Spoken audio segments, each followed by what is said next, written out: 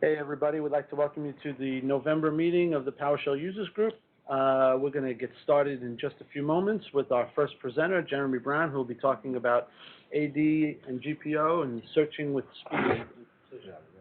And then we'll have a second presenter afterwards. Mark Hutchinson will be taking us on a dive through REGEX and helping us get a little more comfortable so that we don't fear REGEX. Somewhat fear REGEX. All right. Thanks, Jeremy. What's happening, guys? So I'm going to start with a story. Once there was a lowly admin who had 268,000 user accounts in a single OU. Oh my God. And 68,000 group policy objects across the domain. And that lowly admin was told, we need a test domain that looks just like the production domain. Can you do that? And he said, it's just OUs and objects. Sure, that won't be too hard. So that user, or that admin rather, went through and started getting creative with ways that it can export the OU tree and all the computer objects and user objects, and most importantly, capture all of the group policy objects and where they were linked, and then put that all back together in a brand new domain in something that mimicked what the production looked like. And, you know, you always test with 10, 100 objects, something like that, you know, and this works great. So that admin didn't run into problems until he said it's time to move the users, and it took, if I remember right, 2.5, 3 weeks to get all of the user objects out of the domain, the production domain, and into the test domain. And that's when I learned that ADWS was very slow. So I thought I might give a short talk on that, and then hallway conversations, I have a neat way of finding GPO stuff, and people were like, oh, you should do a talk on that. So I thought I'd also give a short discussion on that one. So yeah, I didn't really personally learn or realize, just like I knew that, you know, the AD toolkit goes through the Active Directory Web Services. So there's a layer between you and Active Directory that has to be mediated in order for your work to get done. And I've never really thought about what kind of impact happens on that, because typically we're just getting a user or 10 or 12 users or something smaller, and then doing action on those users, and we're not doing it at such a large scale, and so you don't really get to feel the difference in those numbers. That it was only then that I learned that, wow, this is really a big performance hit. And so now I still use Active Directory Toolkit every day, so I'm not saying that it's a bad thing and we shouldn't use it, but I'm saying that we should probably understand the technologies that we're interacting with in a way that allows us to make smart decisions for how we're going to interact with it. So Active Directory Toolkit on the daily, I just need to go get something real fast or move some things into a new group, or I need to go edit some user properties, that type of thing. That's really a very select group of things. AD Toolkit or the Active Directory module is a really easy way to do that. But if you're going to start moving in and doing things at a larger scale for some other reason, like making a test domain, the AD module is probably not your best solution to that problem. So I was going to steal the work that I had done to make that domain, but I don't have it when I left NC State University. So this weekend, I just threw some stuff together real fast. I wanted to first show you what it looks like. So what I did is I did whip up a very empty domain with a lot of objects in it. So if we take a look, I hydrated this domain with a handful of different departments. So there's a finance department, HR, IT, a sales department, and then I made this people OU that has around 250,000 user objects in it. So, and you'll know that because, there you go. Well, apparently it says approximately 80,000 user objects in it. I feel like it's more than that. I think AD just can't count that high. Because I can scroll to the bottom and we're still in X. So, and then across each of the departments, we have just some basic OUs, just to kind of give us a little bit of meat in our domain, right? So if we do get AD user, Can you make your text bigger? I might be able to do that. Zoom in. How do I do that? Isn't there like a plus sign or something? Yeah, that one will probably work. Let's do that one. Oh, this is on a Azure VM, so it's going to be a little slow maybe. Only because I have to go through my phone. All right. Let's go.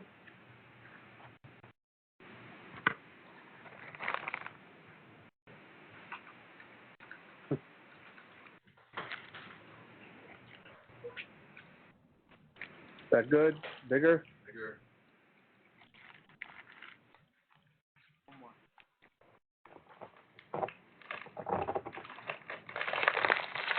Bigger? Is that good? That's probably still too small. Sorry. We'll get there. Ah, that's got to be good, right? All right. So, pay no attention to that stuff.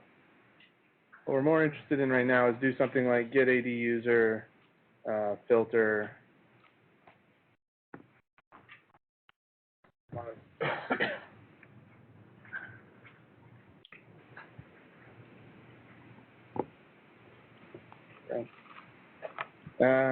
department?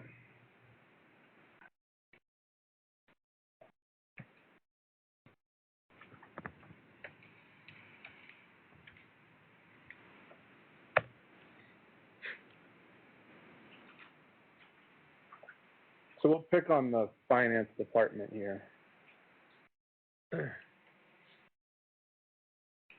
Wow, this is much slower than it was at the house. Finance. That's right. Your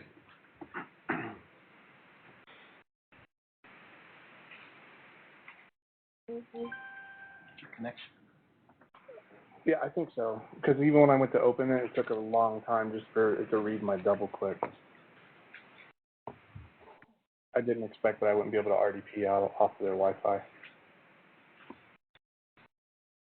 We might do. Here I am trying to be forward-thinking, using Azure to do stuff. Yeah. All right, so yeah, 62,000 user accounts inside Just finance.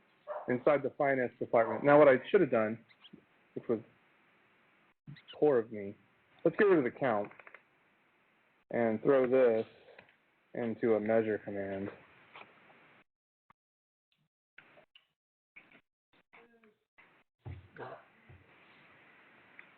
Oh, you want her off the couch entirely?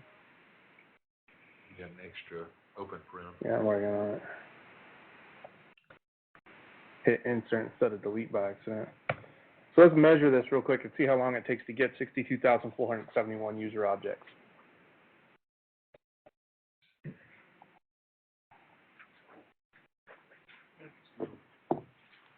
It'll be about as long as it probably just took. What Azure VM are you using? Small and cheap, because I had to pay for this myself, so. Results may vary. But at least it's consistent across all of ours. So you'll see that the proportion of the speed will be the same.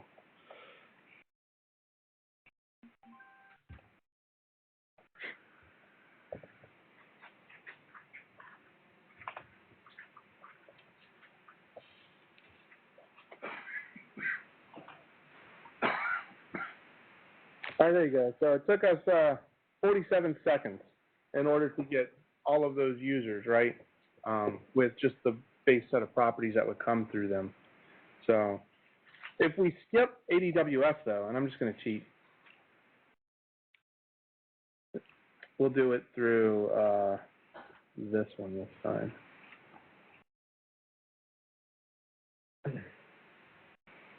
That's why I screwed up. Dang it, we're going to have to do it one more time.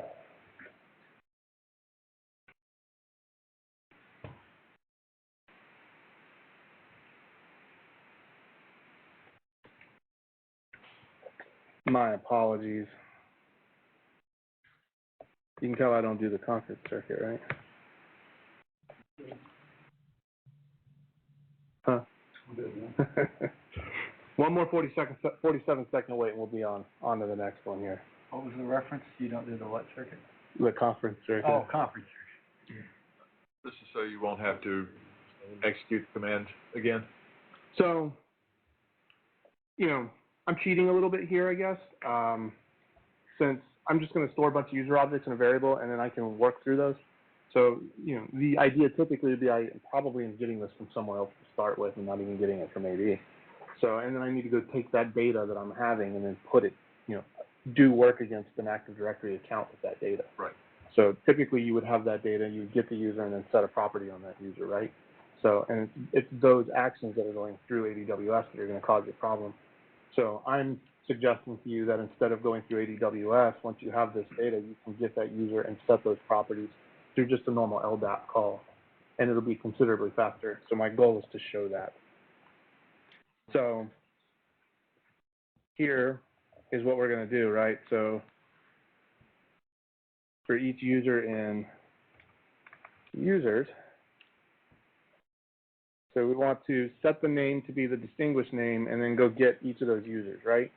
So this would essentially give us the DM and to all of those same users, which is making, we would be getting the same thing out of get AD user, right?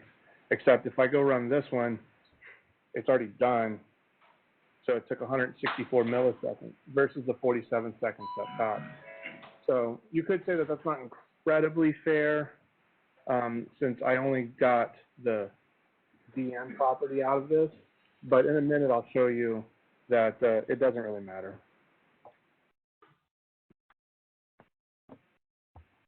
So, whoops.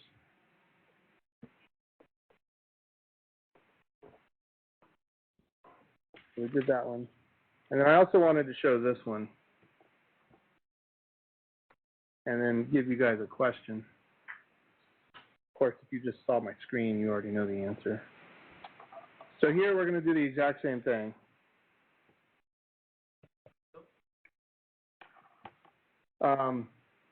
And I'm going to pass it an LDAP filter. So who thinks it's going to be 47 seconds? Who thinks it's going to be 164 milliseconds? 47, I would think. What you think? So you don't have to say it out loud. Just think. Which one do you think it would be?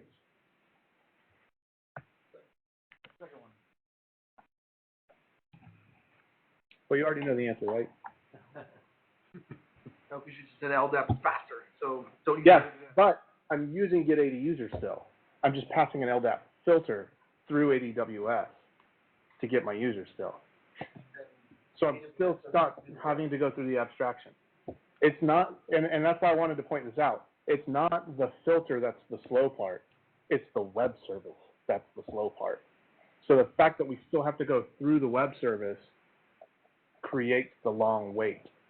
So this one's going to be another 47-second wait, just like the first one, even though I'm using an LDAP filter, because I'm still going through ADWS. Where if you look at the second one that I ran, this one right up here, I'm not calling ADWS at all.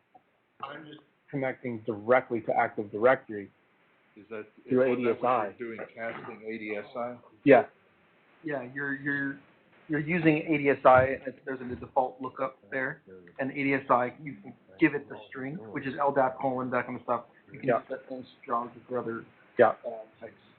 So you're saying anytime you use get AD user, you can interact with that web service? Every single time. And it's not AD user. It's anything in the Active Directory module. So anytime you get a computer, a group, an OU, anything, yeah. You are interacting with Active Directory web services. And if you're only getting a couple things back, you don't really feel that. It's fine. Like you can get in and out of that in seconds and you don't have that feeling of weight to it. But when you start having to deal with large groups of users at a time, so which at state, I did this often. I would have to go make changes to a swath of users at one time. So you feel that weight. That's a long time to sit here and wait on something to come back. So you find ways to get around that in a much smarter way, right? So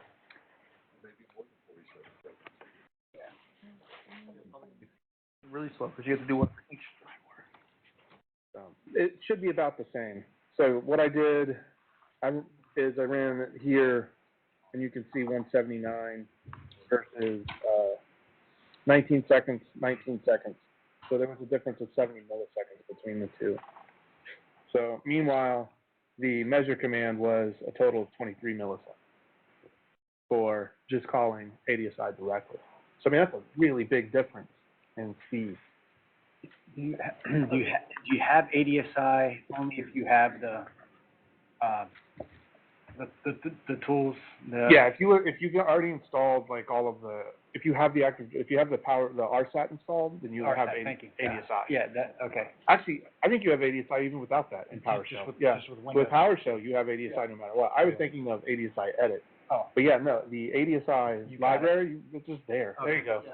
ADSI was only for- 3 minutes. When I did PowerShell back in the version 2 days, that's how you continue. You talk directly. Okay. So my solution to this problem is to do something kind of like this, right? So go through here and actually build your own directory searcher. So here we have get LDAP user, and then we pass in whatever filter that we want to filter on. And that's just any sort of good old LDAP filter, right? So here I'm choosing to search from the root of the domain, but we don't have to do that. So we could just as easily add a second parameter or hard code that through our function just by choosing to build a search root at a certain level, right? So where this is just posh.demo, so we can run that and I'll show you. So if I just do that and then we take a look at, so that's just the DN of my domain, right? So, but I could easily set that here and then only search the people OU. So if you already know where you want to be pulling a whole bunch of data from, you can reduce the time better by looking only in that place. If you don't, run the domain because it's going to be way faster anyway, right? So I set up where my domain is or what I'm searching from off of that one. Here's where I'm building the actual searcher. So, and then once you have the searcher made, all you have to do is attach the place that you want to search from. So I'm doing it from the root of the domain and the filter. And that's just the LDAP filter that you want to filter on. That's all you got to do, right? So, and then the difference between find one and find all is pretty critical. So let's take a look at what we're going to do here. So if I do something like that, and then I say get dash LDAP user, and then I want to filter on things that have a department that equals fin, I hit enter. This should give me back one thing very quickly, right? And that's the difference between find one and find all.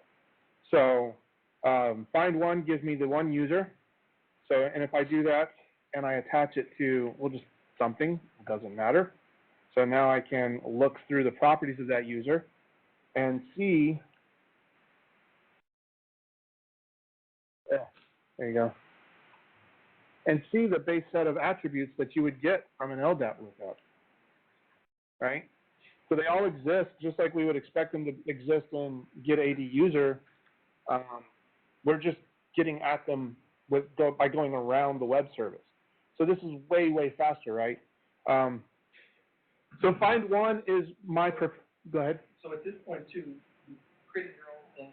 What you're getting back is not a PowerShell an AD user, object. It's an AD object.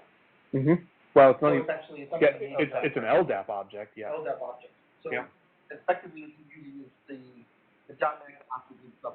Yep. Yeah, I've gone completely around AWS and then just doing LDAP only now. So, which another benefit of that would be that I can take this and move it to any other LDAP instance. I've already built that now. So where before we're beholden to Active Directory because of the Active Directory module. So I can go to any other LDAP instance. So if you're running one, an open LDAP instance or some other, Linux variant and you're running PowerShell core, this would all just work the same. Hey, Jeremy, you got a question. Someone wants to know, what does it look like when you need to unroll the values that you're pulling back? I think they're talking about multi-value objects, multi-value properties, I think, right? Steve, So Steve, why don't you unmute yourself and ask your question? All right. Yeah.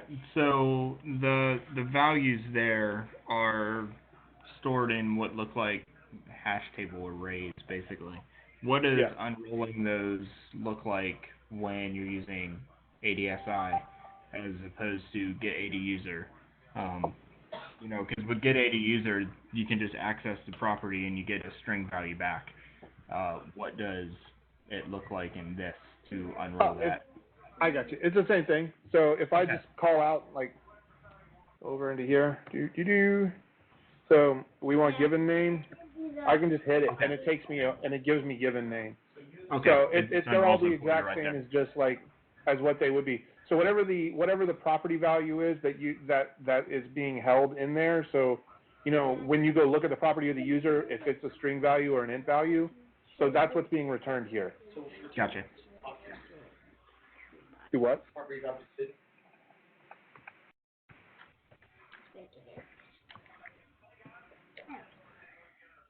What you got back is that so it is the SID, but it's Yep. the AD user, you get it in the Yeah. in that character dash character dot that kind of stuff. You'd have to put it back together, some kind of work. But effectively, you'd be doing there's a lot of savings here, and you're typically not doing a bunch of other stuff. You're probably setting some other stuff in things that are put together. It'd be interesting to get this, but then get the member of. Like is there a member of property? Not like member, but there's a member of property. Yeah, that's all the AD groups. The member of. Yeah. I know.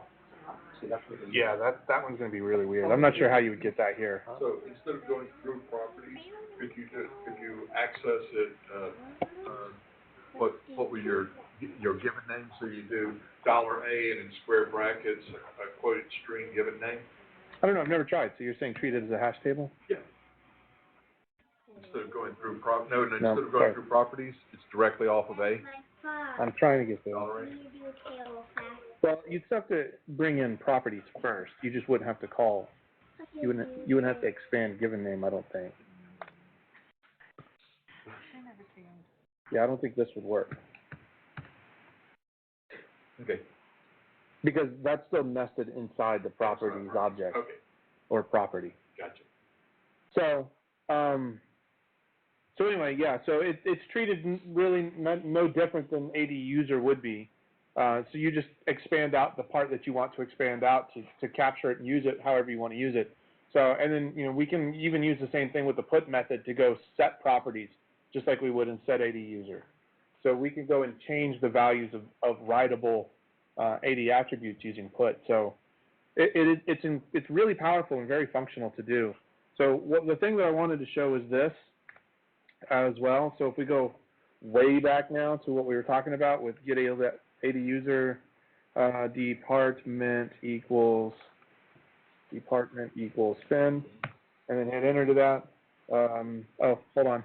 It helps if you reset that function. Try that again. So this time we're going to get slammed with a whole lot of text coming through this thing. Of course, it's slow Azure VM, so we won't get slammed with it. We'll just see it in, at 4 frames a second here or something like that. There you go, right? So we can return back a large list of users using find all. So anything, the difference is find one, the first thing that it hits on for my search gets returned back to me. Find all is all of them. So that's the difference. So using which one you want to, which one you need. So if you're searching for a single unique object, use the find one. The find one is more efficient than find all is. So, but if I'm searching for something like this where I expect a lot of objects to be returned, then naturally I have to use the find all because the find one won't give it to me. So, so anyway, that was my AD half of stuff that I just wanted to kind of give you a story of the way it hurt me and how I solved these problems. So, and just point out, ADWS, where it's super easy to use, definitely not the fastest thing. Like one of the topics that just made some on the remote question. Can I ask something? Okay. So when you first set up that variable $users, and did the get AD user, did all that took 47 seconds. Yeah. Now you have a variable Your second thing was just going to the variable and pulling that out. Yeah. So the data was already there. Yeah. And- Like, so, and I recognize I cheat. No, because I proved that I used that variable of data in another get AD users to get the 47 seconds, and then I used that data in a variable using an LDAP call to show it in less than 1 second. So I used the same data for my numbers. They were valid numbers. The only thing is I'm cheating because I don't have another source to pull information from. So I'm using an Active Directory to pull the data, which is kind of pointless. If I was just going to do that, then I could just work off of the data that I just pulled. It'd still be faster if you were going to go set all that, though, because I could still loop through all of the objects that I just did a get on and make much faster writes coming around ADWS than going through it. But, you know, if you typically, like at State, my experience was I was not using Active Directory. I was pulling data from SCCM or from Splunk or some other source, and then using a large data set that was either a CSV file or something that I had connected to over PowerShell remotely. Or for you, this would make sense, but Wolf AD Toolkit, so using the MyIT database. So I did a lot of queries to be able to make changes in Active Directory. So I had these large data sets that weren't Active Directory things that I was needing to go do in Active Directory. So instead of waiting 15 minutes for it to run, I just wrote LDAP instead and did it in seconds. I think one of the messages here too is that like that some of the discovery. I think what I want to point out though is that you look at stuff on just for PowerShell and stuff like that, and then you look here and you go hey, the searcher, but you'd find that on MSDN just locking MSDN and C#, so you could refer to this out and you can effectively do that. So you're dumping out into .NET. Yeah. And then doing that. So if you wanted to optimize this, because there are more, options here. There's a bunch of overloads here to work with. Oh yeah. Searchers. There's a whole bunch of, documentation on using AD searchers, and this is extremely powerful to do. Yeah. You can go beyond that, but where would you get that information? How do you do that discovery? So just leaving out there something. If this is certainly something that you're interested in getting more information on, you'd use MSDN to look up that. So it's literally typing that's in why it's not just that's all you can do, because you can optimize some of these searchers. I was looking into this at one point, using how to get information from AD without the AD module. Not necessarily for speed, but just because my VM couldn't have AD module installed, right? There's a PowerShell, on PowerShell Gallery, there's a module called ADSI PS. Lazy when admin is the guy who created it. So what it is, it's essentially a wrapper around directory searcher class and everything else. Oh. So that it's a lot more usable, right, on a system that doesn't have access to an AD module. So if you want to pull that up and show that as well, that can be something if you guys are interested in using that. What is it called? ADSI PS. Awesome to use. You just use PowerShell 5 in order to get the gallery, something to get to the gallery. Yeah, the first one right there. So essentially what it is, a PowerShell wrapper around ADSI, search queries, LDAP queries, things like that, without having to use the AD module. Well, then here at this point, you don't need, RSAT at all. You could just use any Windows machine. Exactly. So long as you have credentials to get the data, and most domains, any user can get the data. They can't set the data. You can put this on every single user's machine and have them run it. Or just any machine. Or any machine. Or the machines where you need to be. Yeah, so this is something I've used in the past, just playing around with it, because I thought it was really interesting. But this is taking you one step further, right? Yeah. So, Yeah, pretty cool. Saves you from actually having to go read the directory services namespace. Yeah, Francois is a good guy too. He's done a lot of stuff. But I mean, and that's exactly how I found this. I said, why is it so slow? And I Google searched, and then you find this, 4 lines of code that the scripting guys wrote 15 years ago, and so then I was like, well, what is this thing? So then you go read about it in the namespace, and you're absolutely right. There's a ton of stuff in there. So, and I kind of used what you would already find just off of the internet, because lazy admin, and just wanted to show kind of some of the things that you could do, in just inside a small function here.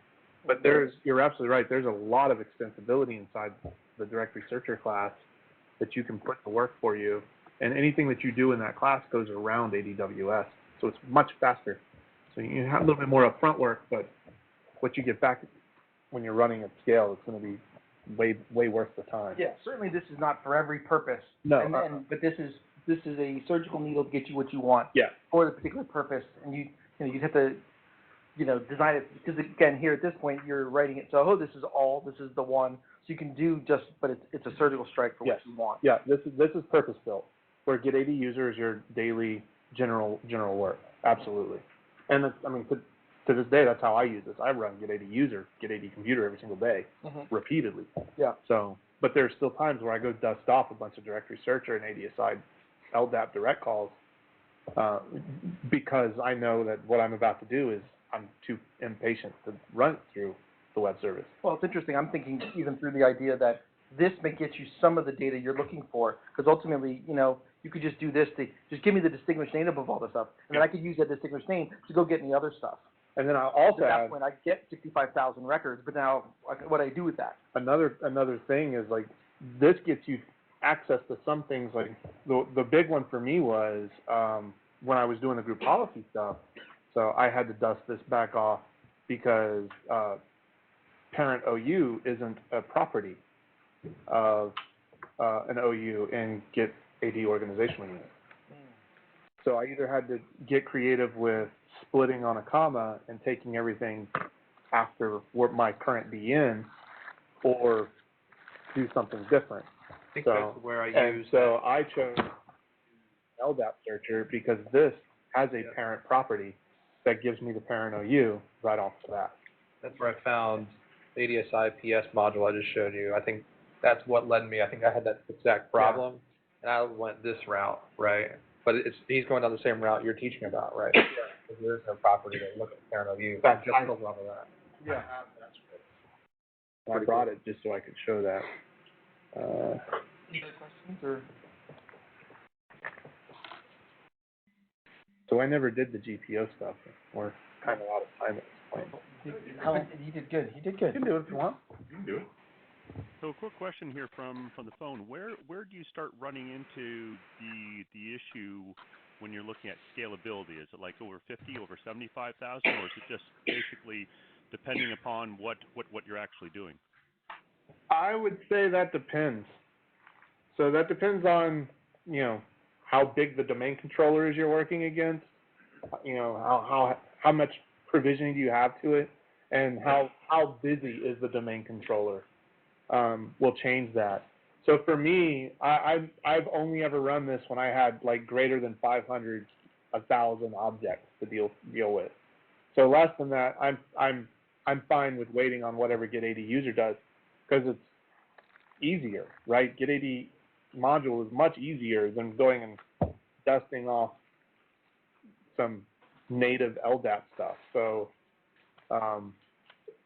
yeah, it kind of probably depends more on your impatience and whether you value waiting for the command to complete or whether you value waiting to complete the command. Yeah, I think it's usability as well. You had to wait the 47 seconds in order to get 80 objects, 80 user objects, as opposed to I can get it back immediately, effectively 1 second, but I don't get back 80 user objects. I get back LDAP objects, and then I need to do some other parsing with that potentially, or other work, or it matters at that point.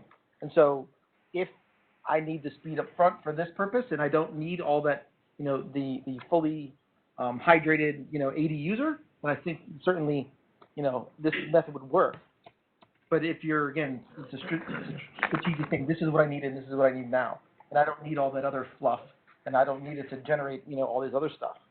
And I think when we first talked about this, you were also talking about, groups and kind of stuff, getting member of, and that's kind of what we talked about. Yeah. Is, get AD user and the fact that there's a member of property. But like you just said, Mike, was that it's an instantiated property, so it actually builds it on the fly.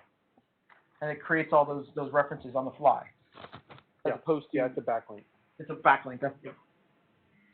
So here's an example of where I was using super simple, and this is again where I say like it's just this unlocks so many doors once you realize that this is a thing and that maybe I should use it, right?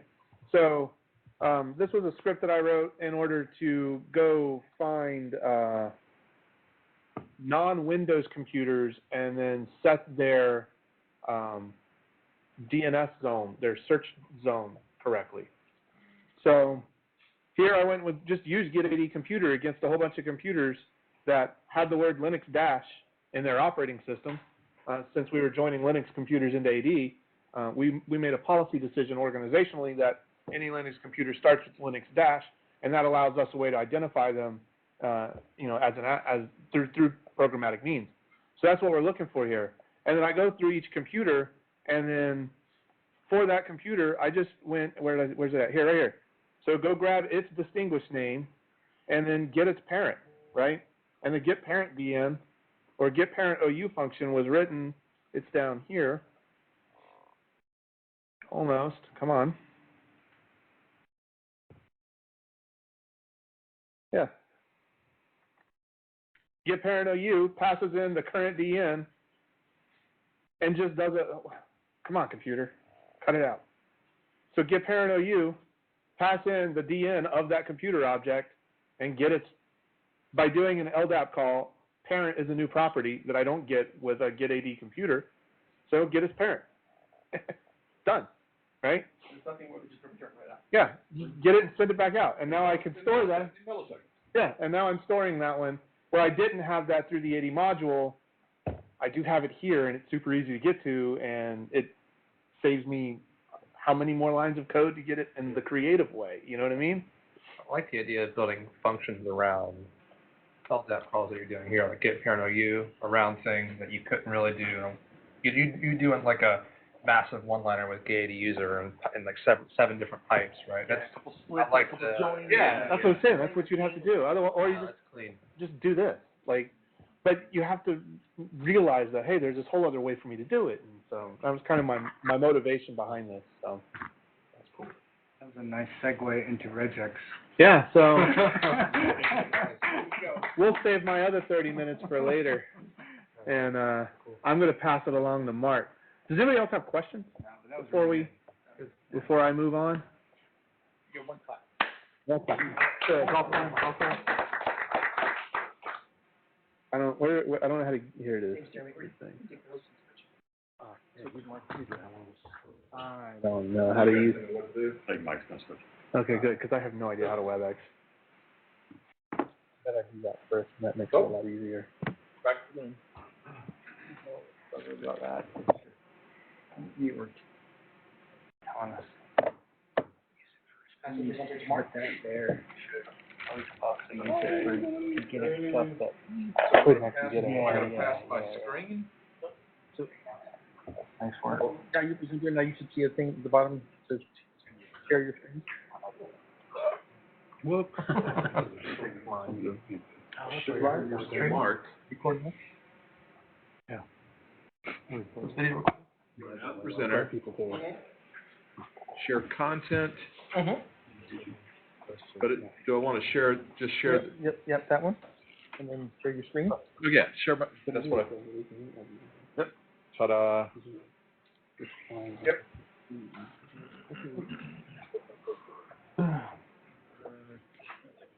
Get rid of the. So.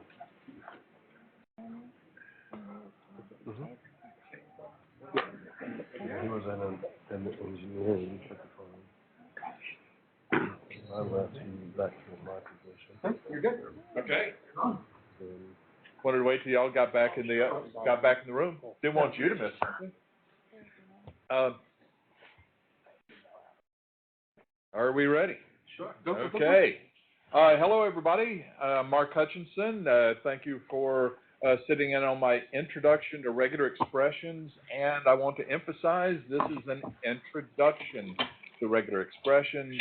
I've only got a half an hour, and there will be demos, so there's going to be you're going to see a lot of regular expressions. Phil says that I've got a little bit more than a half an hour, so you're welcome to ask questions. Somebody pay attention to the chat if you would, and let me know if somebody's got some questions. So let us begin. Hello.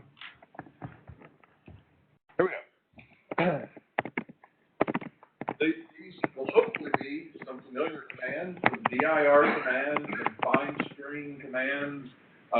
From SQL, we have a select statement, select from master where like function, and when we get to 2 more slides, I'll have the prompt for the questions. So what do all of these have in common? We now have a menu, a find and replace menu from Word. This is regular. This is wildcard.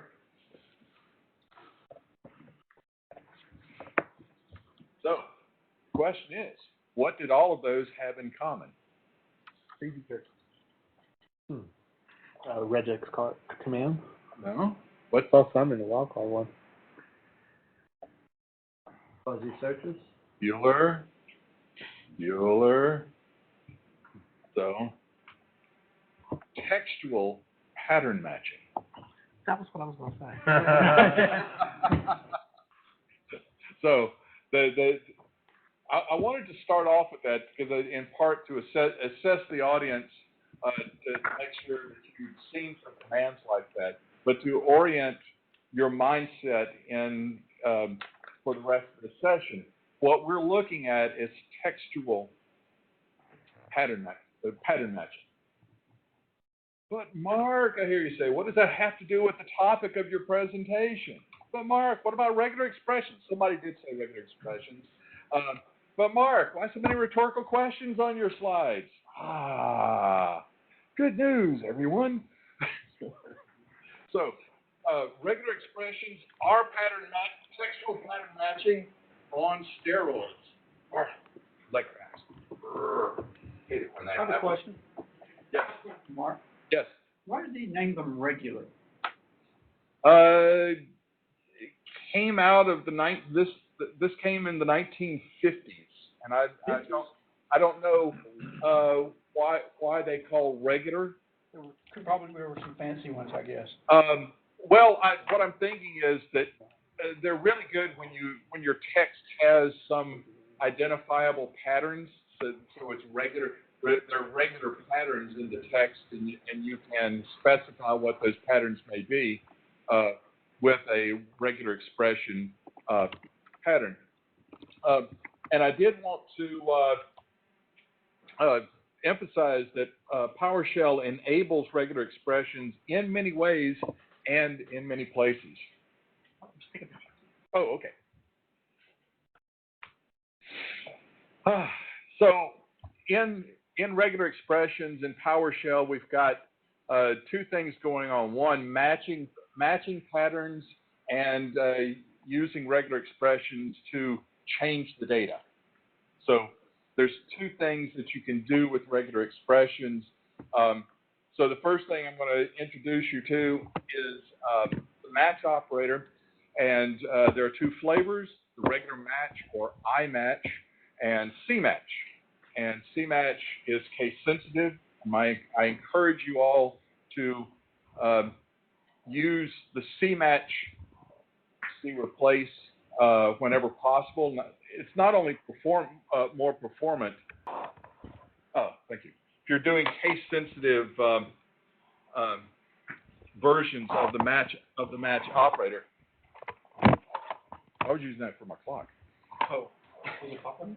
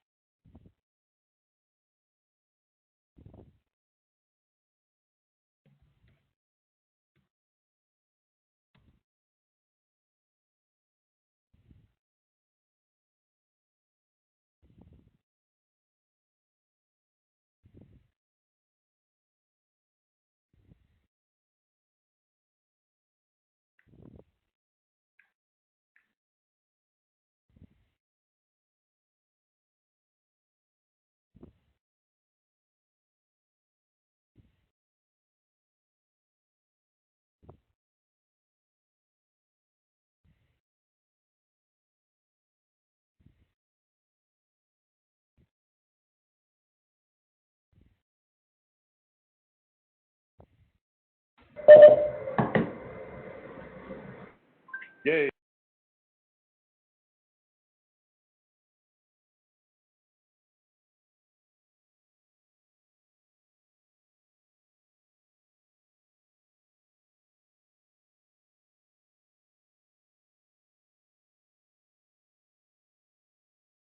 Operators.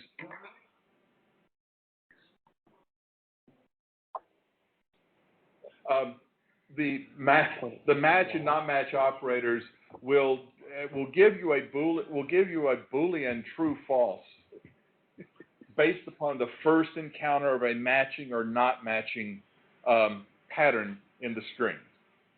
I'm also going to show you the select string with the all matches parameter, in which case you can parse out, so it's not just matching true/false, but actually being able to pull data of all matches out of the strings. Really, really handy, but I'm not going to dive any deeper into that because we dive deeper and we want to instantiate a regular expression object out of the .NET framework, and that's a much deeper dive than time allows, and I haven't prepared for that. So with that in mind, let's go to the replace. Once again, case-sensitive replacement. I want to tell you that the replace operator, the dash replace operator, is different from and not equal to the dot replace method off of a string object.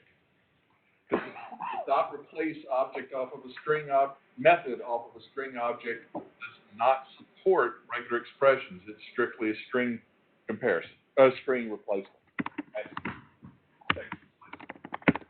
Likewise, we've got the like operator. It is regex like. It does have some patterns, some wildcards, but while it's a good performer, it doesn't give you as much capability as does the match operator.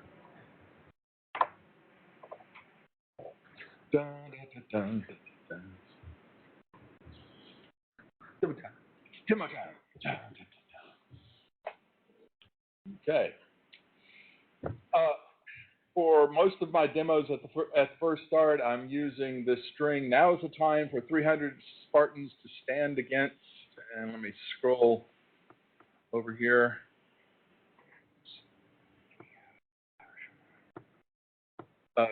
Stand against 100,000 Persians at Thermopylae in 480 BCE. And the question I'm going to ask is, are there any digit letter sequences in here? That is, digits immediately followed by letters of the alphabet. And so I'm going to have a pattern. Let me come over here. \D are digits.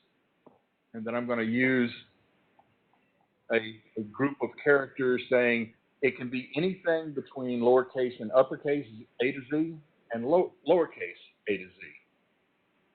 And we have some repeaters that come after that. The plus sign, we'll go over that in a reference type object here. So one or more digits followed by one or more A to Z characters.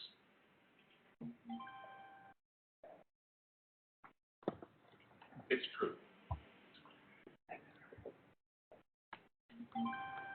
So it's initialized the matches object,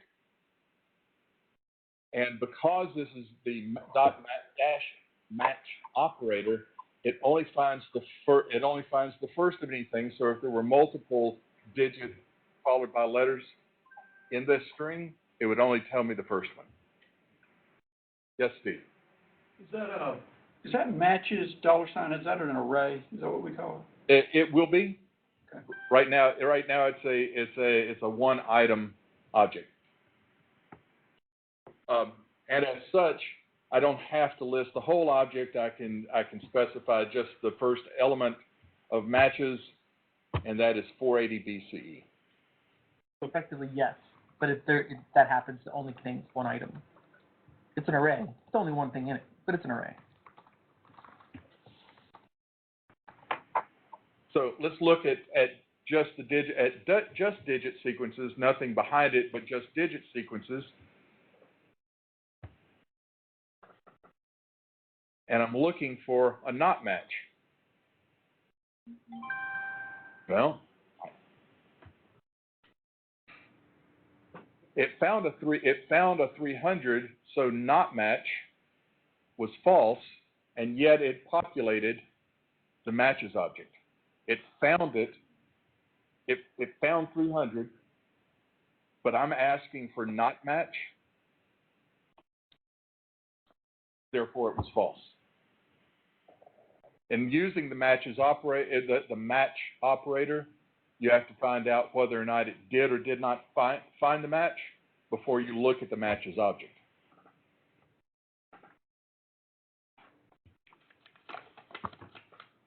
So uppercase stand. And here I'm using the normal match object, which is not case sensitive. And it says, yes, I found capital stand because it was not case sensitive. And notice that the matches object found lowercase stand. That's why we should use CMatch. Just to talk about the matches operator not being reset, I'm repeating the digits match from earlier just so I can look. Now I'm looking for stand again with case sensitivity. It should be false.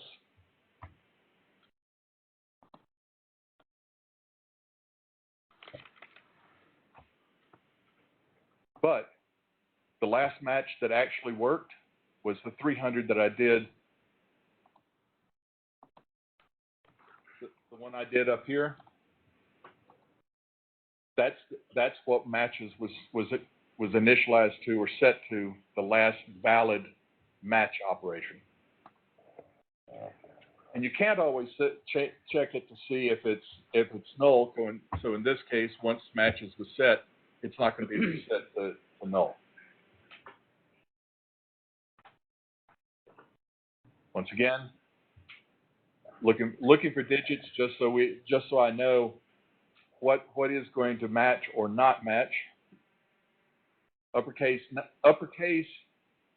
now, or excuse me, proper case now, but I'm case sensitive not matching.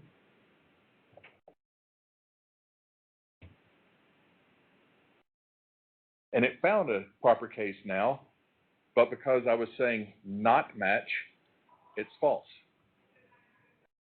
So effectively, the lesson there is that the regex, if it matches the regex, it will populate the matches object. It will populate the matches object. Yes. But then the irrelevant of whatever is happening there. So if nothing's found, then it doesn't update matches. But if something is found, it updates matches. Now, whether the minus not match, that's irrelevant at this point. It's just calling that happening. Right. And then whether you get a true false, it's indication of whether you're calling a match or not. Right. That's the key to the success. When we get into the selection, it's an important lesson to learn there. You're going to go, well, wait a second, it's not populating matches. Yeah. Well, they're two distinct things, and that's kind of where I think I'm trying to make sure I'm understanding properly. Right. With matches being a special variable, can you manually set that to null before you run your... I've tried doing a remove, and because it's intrinsic to the PowerShell environment, I wasn't able to remove that variable. Can you set it to null? I'm saying like $matches equals $null. Will that... Hang on a second. I thought you cleared it up earlier, didn't you? So let me try to set.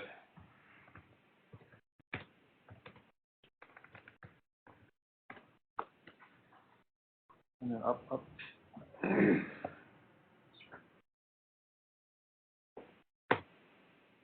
Huh? Maybe.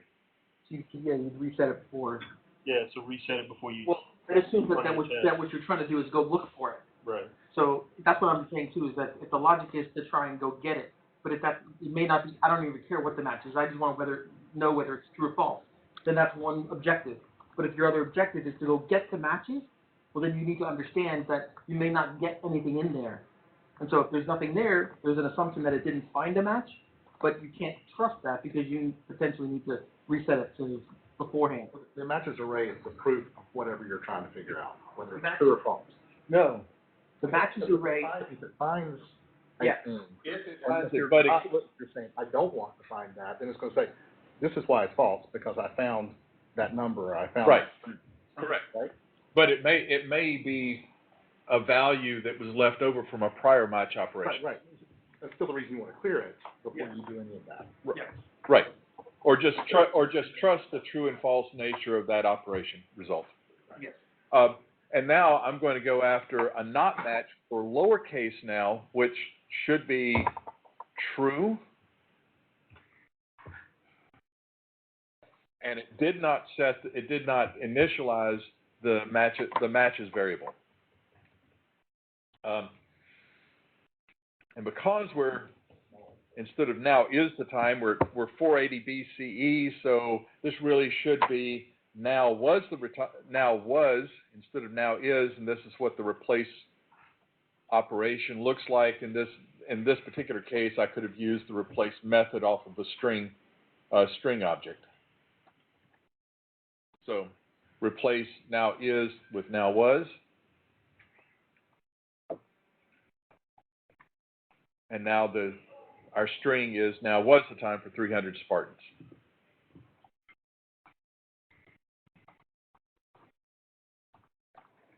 If I'm a teacher, let's say I'm going to take some text and make a test. Going back to your replacement question, if you had multiple different occurrences of that string, would it replace them all, or would it just replace the first one? Okay, good question. Let me come back up to the top and go to the end.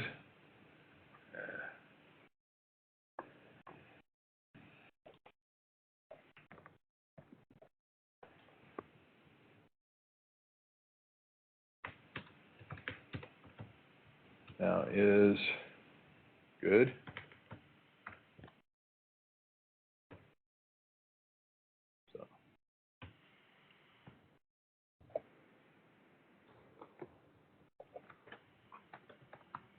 Now is good. So if I were to run this replace operation, it would replace both of them. But if I were only interested in the now operation that was the now is at the beginning of the beginning of the string, I would use that caret to say only make this change if this now is occurs at the beginning of the string. So it's greedy, and it will go and get all the occurrences within the string. Right. Got it. I could do that one, and so now was the time, but and then it didn't touch the second now is, because I said I'm only interested in a change if that character string is at the beginning. Likewise, we can say make changes only at the end. Thank you, Mark. Okay, you're welcome. Additionally, in a regex expression, couldn't you say set the global flag one way or the other? That way you don't have to worry about if it's the beginning or the end, just find the first one, replace it. With the matches operator function, that isn't possible. If you're going to use the regular expression instantiate the regex object, yes. Let's say that I'm going to create some test questions for my class, and now I'm changing instances of numbers and word characters, one or more word characters that follow one or more digits by a space, and I'm changing that to some underscores and giving my students at least a clue that there's a number expected in that space. So the result would be now is the time for underscore number underscore underscore to stand against underscore number underscore underscore at Thermopylae and 480 BCE.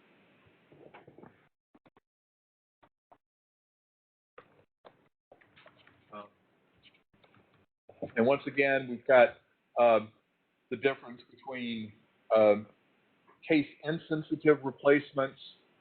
So we've got digits and lowercase Persians, and that would work because it's going to be case insensitive when it changes it. But if I do case sensitive replacement, C replace, then lowercase Persians should not be found. And it doesn't. But if I'm changing uppercase Persian or proper case Persians, it does find it. And for the sake of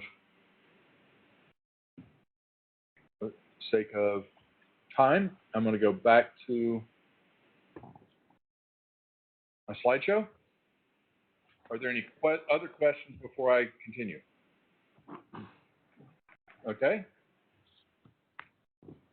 Where is matching used? If statements, where statements, the switch, while, param if you're writing your own function.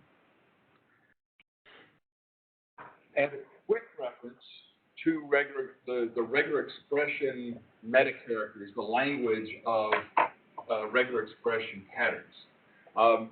If you see letters and numbers, ASCII letters and numbers, they are exactly what you would expect them to be. They're going to match. They're going to match up with what's found in the string itself.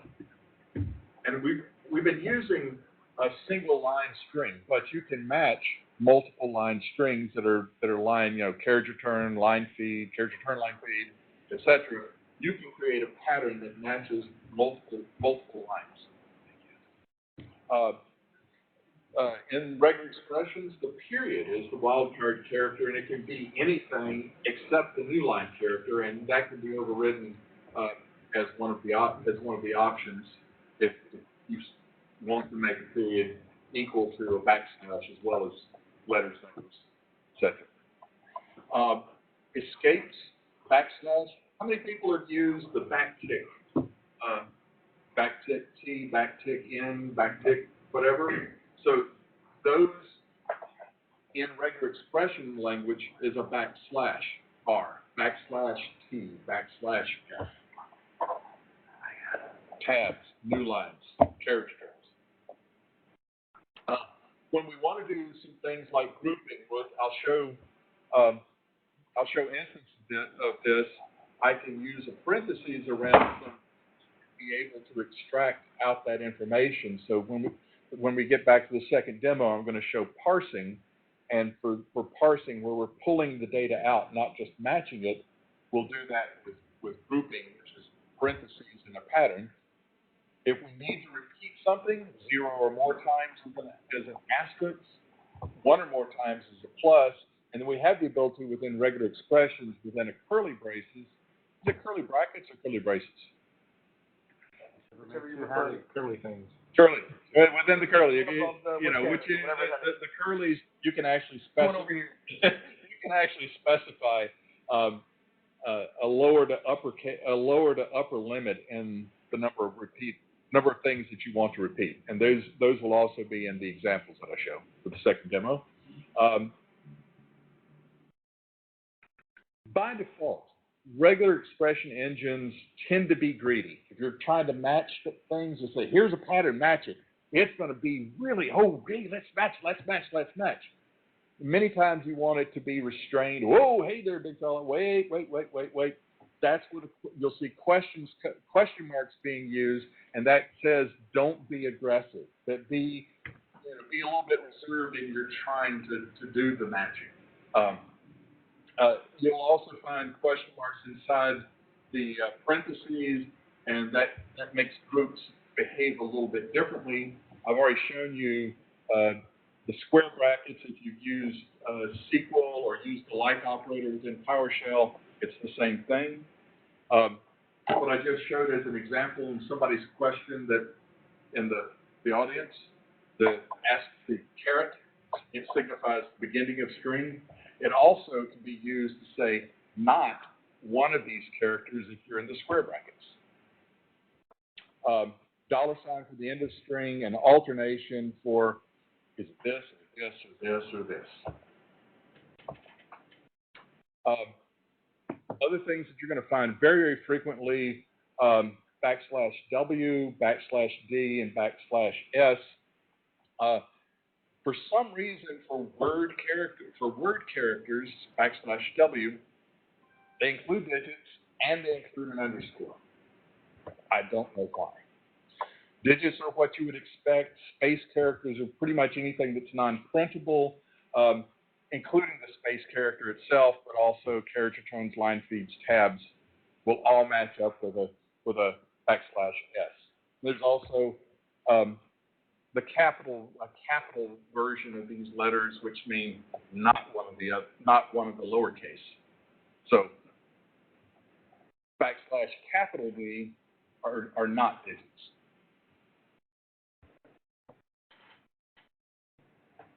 And not a complete list.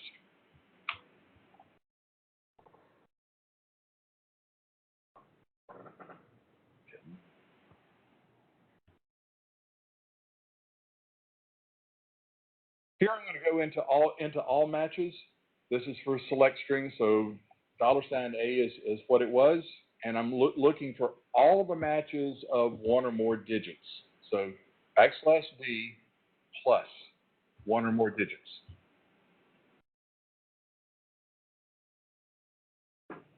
300, 100,000, 480. So our success on the matches object here was true. It tells you where it found it, tells you how long it was, and what it found in a particular location. What about digits followed by letters? Just one of those. Seen it before, 480 BCE.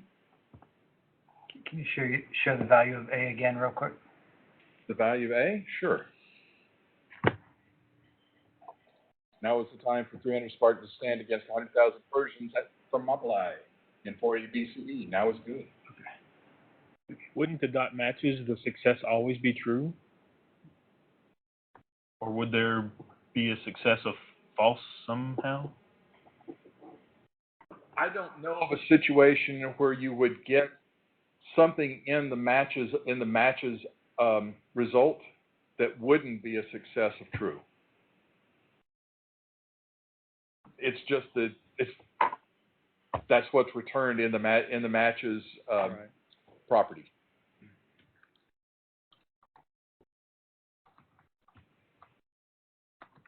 And here's what I said earlier. If I want to capture the data, so if I'm interested in both what are the digits and what were the letters and the asterisks, does anybody remember what the asterisks? It's repeating? Zero or more. So if I've got one or more digits followed by 0 or more letters, then I'm going to get an output that includes an item for the digits, a placeholder for the digits and the value, and a placeholder for the letters and the value because of the parentheses.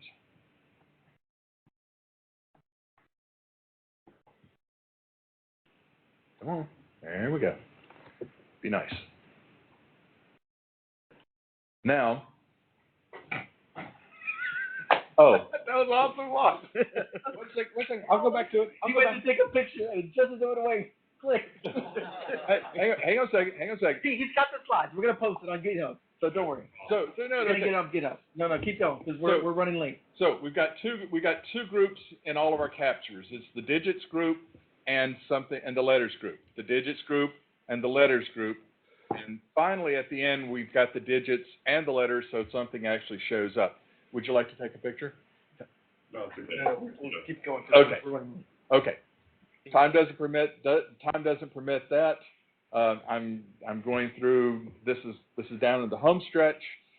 Here I'm looking for digits and any one of the following letters, one or more of the following letters, E, D, C, B, and A. So I'm looking for dates like BC, AD, BCE, CE. The letters do not have to be in the same order that you would expect them. In this particular case, it's any of E or D or C or B or A one or more times.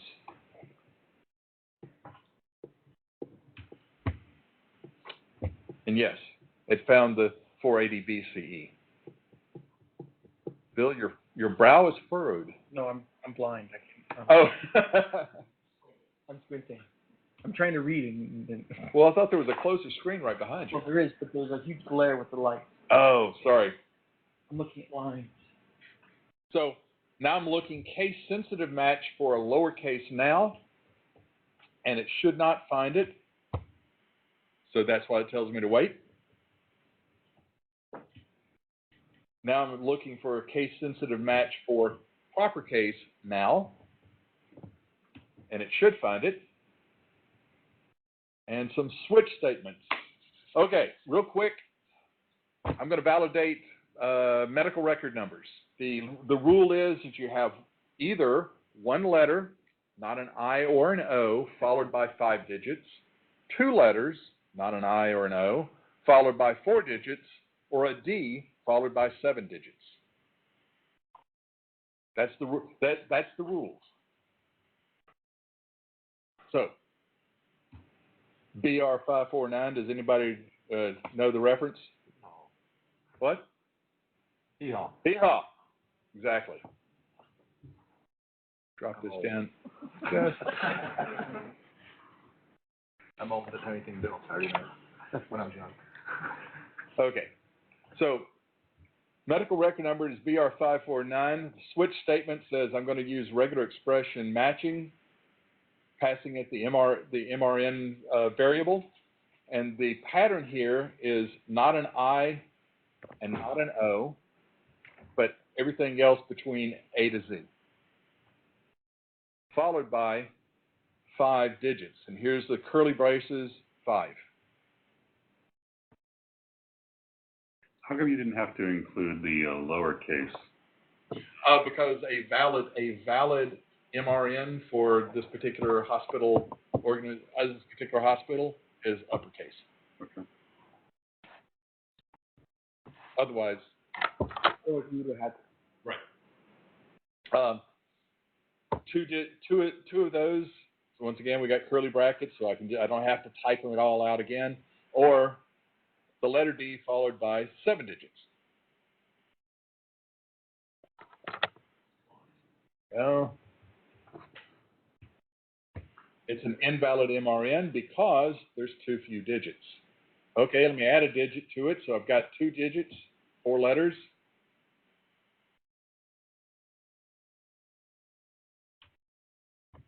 It's an old MRN. The question that you asked just a moment ago, lowercase, I'm using regular REGEX, but I haven't told it case sensitivity. Case sensitive. We will get to that in just a moment. If I have too many digits for 2 letters, I should be invalid.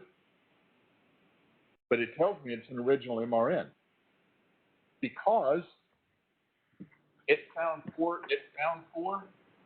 and stopped looking. What I have to tell it is when you match, it has to match the entire string, which means I need to use the caret at the beginning and the $sign at the end. Now, when I ask it to match it completely, it'll say it's an invalid MRN. There's too many digits. When you're using switch, there is, in addition to regex, case sensitive. This is like C match, C replace. And it should not match because of your uppercase, lowercase of the BR549. However, if I change BR549 to capital BR549, ta-da, works fine. Here's what a function might look like. Validate pattern, and I'm just passing it the patterns that you saw in the switch statement before, but they're in the param specification. It's not doing anything. I'd catch a validation error and say, hey, it's not valid. And finally, a while statement. If you're iterating log records, for instance, as long as the log record is a security or system type log, we're going to process it. So here's that alternation with the vertical bar.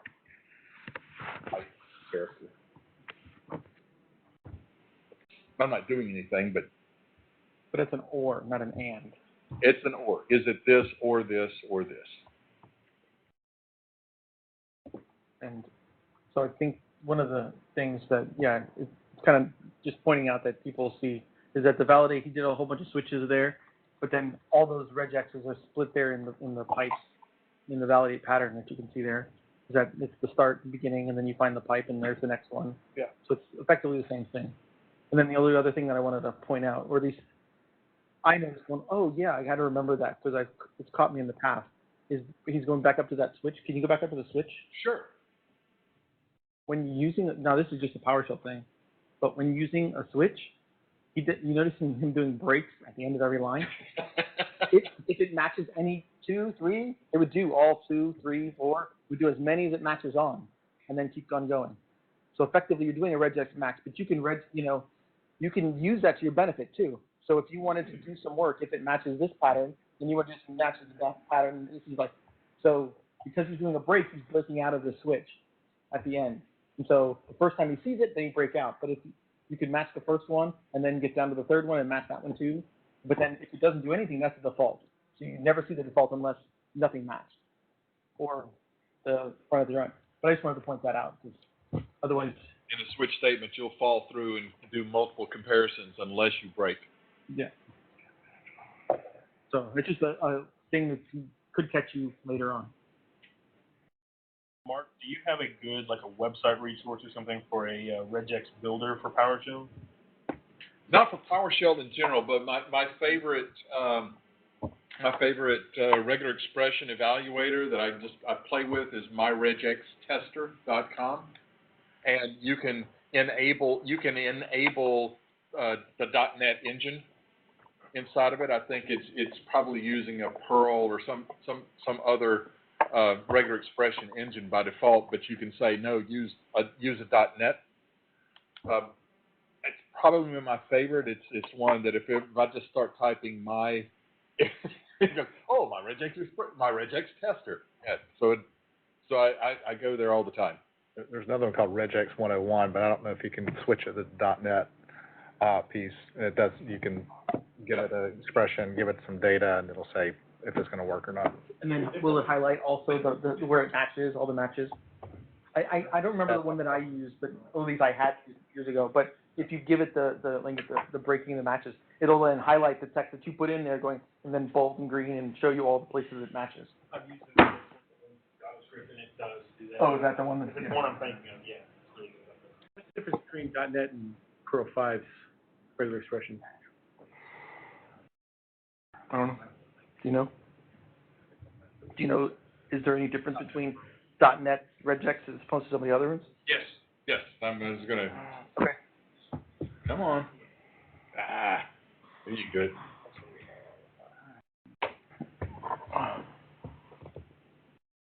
Does it respect all those characters? Is that what the difference is effectively? Yeah. So I can enable .NET here. Mm-hmm. And so when I give it some regular expressions and it evaluates it, you can tell that it looks a little bit like the output we've been seeing. The 0 is the match itself, and then you go to 1 is the first group, and the second group, and the third group, capturing groups.